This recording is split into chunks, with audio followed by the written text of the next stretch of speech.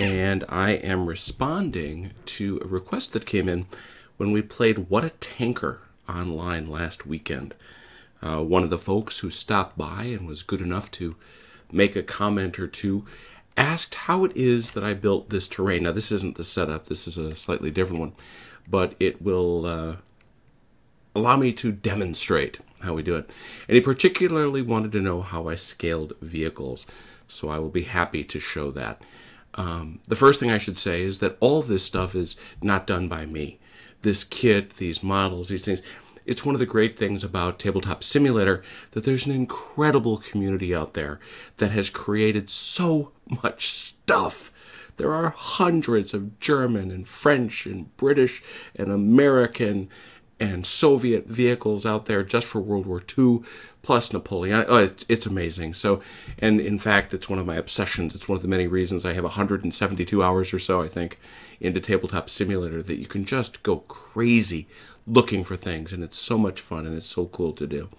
So these are not my things. I have no skill as a modeler. You don't want me to so much as draw, so I wouldn't want to represent that I can do things that I can't. So all credit goes to the many, many folks that I'm stealing from, or borrowing and hoping to give credit to. So this is, for example, the setup that's available for What a Tanker, which is the game we were playing, a game from Two Fat Lardies. And it included, one of the things that came with it were these bags. And bags in Tabletop Simulator are used to hold items. And one of them that you'll see is this one right here, which came with 190 items of terrain. And it's actually more than that because I've got some of it out. But before I do that, I want to talk about how I scale vehicles, because it's something I care a lot about. I'm a Napoleonicist by inclination, and ground scale is such a big deal to me. And I wanted to make this work with 15mm scale, which is one of my favorite scales for playing World War II.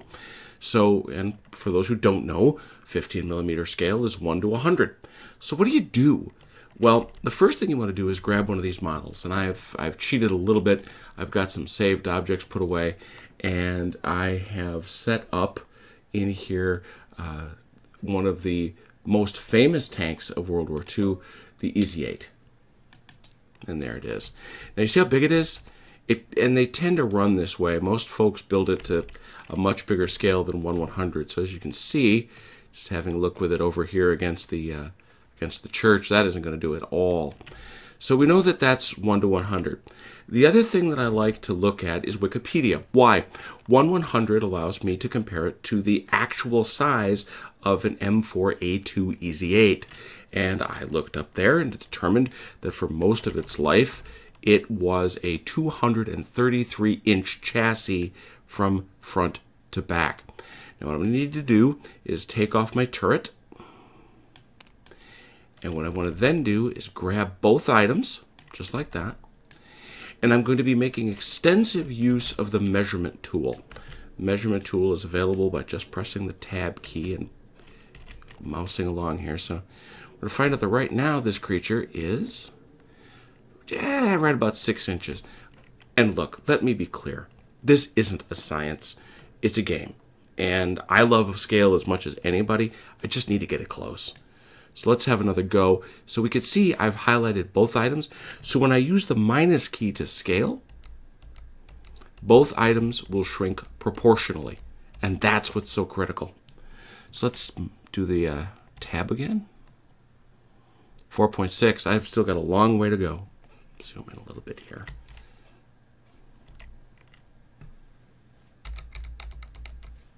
Again, shrinking them. Oh my goodness, to get down to 233.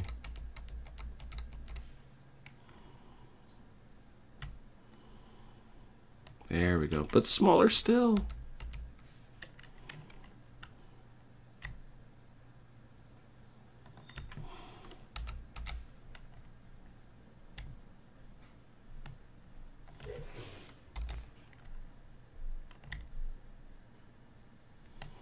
That's going to do great. So I've got this down to 2.3, and now I'm going to take my turret and I'm going to put it right on top of my Easy 8, just like that. And that is absolutely wonderful. I've now got a tank in the right. That is in a 15 millimeter scale, give or take just a tiny bit. But I'm not done with it yet. First, I want to make sure I've got it as centered as I can get it. Right position. But the next thing I'm going to do is I'm going to take this tool, which is the joint tool, and I'm going to say join the turret to the chassis. Now, it's done already, just like that. But then I'm going to right click on this and go to this joint, and I'm going to go to this hinge. And you see this axis, Y axis? I change this to a value of 1, and then I apply that. And what that allows me to do is it should allow me to have a rotating turret in scale, and one where the turret will stick around. Now, we do know, playing What a Tanker, that they have a mind of their own, which is fine, because we can make this all work. We'll go over here, set up our tank, and now we have an easy 8, and we can move the turret wherever we like. Well, we don't want to blow up that church. That's, especially, it's Christmas Day as I'm recording this, so that's not particularly right. Have them blow up those houses. So as you can see, we now have an easy 8 ready to go. One of the great resources for this is honestly Wikipedia. It's got an incredible list of just about every vehicle you're going to want, getting the accurate wheelbase from front to back, and now I have an in-scale Easy 8 ready to go. So let's talk about the terrain. Terrain's a little more, what do we say? It's subjective. How big should a thing be? How small should a thing be? But the truth of the matter is, this incredible selection of terrain that we have over here, we go in, the first thing you want to do is always search through it because it's going to give you the best possible choice. But just about all the terrain is going to be too big. So let's bring out a standard piece that we've got here. Nice big house. Look at that. Now, as you can see, that's it. And by the way, do you have any idea how much this costs if you try to buy this for an actual board game or for a tabletop board game? It's ridiculous. But it's too big. And how can you tell? Well, the main way to do it is to take a look at the windows and the doors. Once again, 1/100th scale. It's even easier, and by the way, if you ever play at 28 millimeter, let me show you a little trick. One of the things I love to do when you're playing at 25 or 28, which is a little big, is I love to grab this. I grab a block, and I grab a red block. And I take this red block right over here, and I put it down. And I'm again going to get out my magic ruler, because I know that in 25 millimeter scale, 1 inch is the size of a figure. So a human being should be 1 inch tall from basically the bottoms of their feet to the tops of their heads, not allowing for shakos, which we Napoleonicists know so well. Let's do this right here. We see this block is just a little bit over, so I'm going to shrink it just a little bit. And we'll go again. And I'm still not, like I say, I tend to be a little jumpy about this stuff. So yeah, I need it to be a little smaller. Let's give this a shot.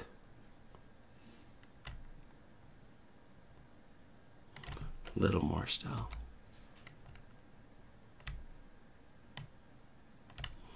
Don't fuss with me. I'll make you teeny. You won't like it. There we go. That's 1 inch. This now is the height of a figure. So let's take a look over here at our door. If a human being were right there walking in the store, say, even that's a little too big. So what do? We go over here, and we shrink it down. Get our human being right up there. How's that height? It's still probably a little big. I think that's about right.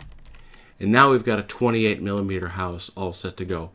Let me be clear again. We're not architects. We're not doing scale modeling. God bless those people. They're insane. But we can go around and do it. When we do it for 15 millimeter, it's a lot more eyeballing than anything else. So that's what we're going to do. We're going to do a lot of that. But what do we have? What are our pieces? Well, we have our roads. And one of the best ways to check a road, quite honestly, is to put a tank on it. Does it look right? Does it eyeball right?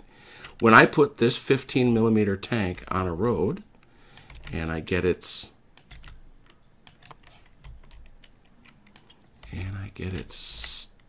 turret in place, Am I happy with it? And frankly, I am.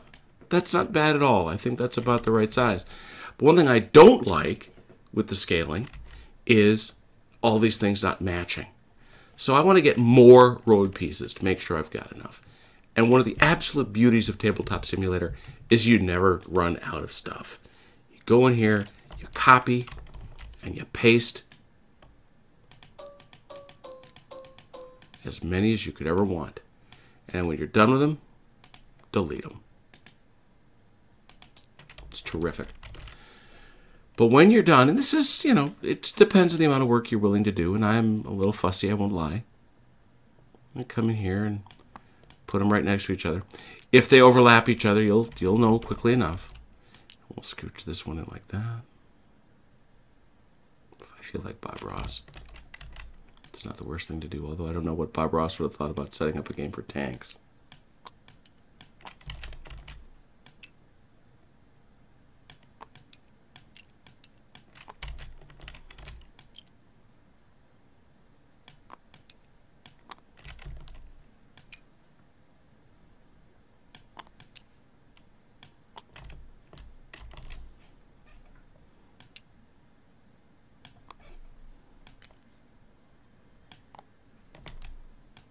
You fuss with me. Now you do have the ability to nudge, but that's usually too much for my scale. It's the N key to nudge. Now how are we doing? Oh, that's nice. I like that. That is a full road. And when you're done with it, don't forget this part. Grab it all, highlight it all, see the highlights? And lock it down. That way, it won't move every time you hit it. Make sure whenever your terrain is set, whenever you're happy with it, to lock it down. Otherwise, it's going to be moving at the least convenient time imaginable. So the scaling piece I described is exactly what you're going to do everywhere else. You're going to be using your eyeball, you're going to be using the vehicles, and you're going to be sizing them appropriately. And it's no less important when you're doing this sort of thing to, again, lock them down. These trees are actually come in a row. They're locked down. This hill is locked in a row, and it's all sized exactly the same way. There is an incredible range of things that you can experiment with. Let me just show you two more before we wrap up here. As you can see, I've got a field of crops out here. Now it's a little out of place. I don't like that. But let's say I wanted to make it bigger. Copy. Go off the map. And paste myself a pile.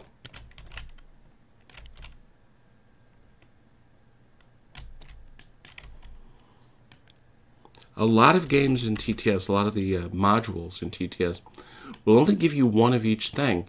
And you look at it and say, well, I need 20 of those. One of the great examples of that is the really well done Great War version of the Great War by Plastic Soldier Company that's available. And you think, well, geez, they only gave me one of each. Well, as you can see here, you can make absolutely as many as you want. And when you're done, don't forget, lock it down. So now I've suddenly got a much bigger crop field right out there, providing a little bit of cover, a little bit of hindrance for my tank battle. There's one other thing I wanted to take a look at, and let's see here. Where are they? There they are. My fences and hedges. Again, I'm going to search them, and I'll pick this one. I'll drag it out there, and there it is. Now, as you can see, my hedge is far, far too big. It's wildly out of proportion to everything else I'm doing. But the cool thing is, I again have other objects with which I can compare them to. Now, this would be probably even a little too big. Look at that. That's a 25 millimeter figure. It's too big for that. So what do? I shrink it down. Always the minus key. Now that's, I think that's about right. And again, copy.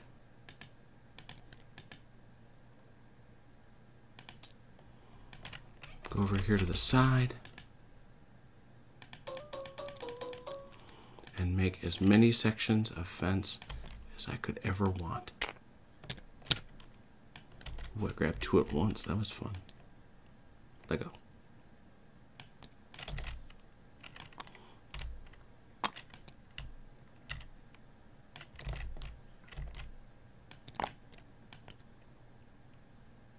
And again. Now that's pretty slovenly done, but lock them down. Of course, I managed successfully to lock my block down, get that fixed. And now they're in. That's all there is to it. Tabletop Simulator is a revolution in the way we think about tabletop gaming, particularly miniature gaming. I understand that it'll never replace the joy that people get from getting together and painting up a building or painting a tank or painting some infantry. But it's a way for folks, in this case, in the game that everybody witnessed, I had four individuals, 3 of my friends, who got online and were able to play this game from hundreds of miles apart. And that's not something that should be readily taken for granted. There are tools like this all over the place. And as you can, I hope you've seen, it's a very, very simple thing, a straightforward thing to do, and I hope you'll give it a shot. If you have any questions, please feel free to post in the comments to this video or hit us up over at Armchair Dragoons, where we're going to be doing a lot more gaming through Tabletop Simulator in the near future. Thanks a lot, and hope you enjoyed it. Take care.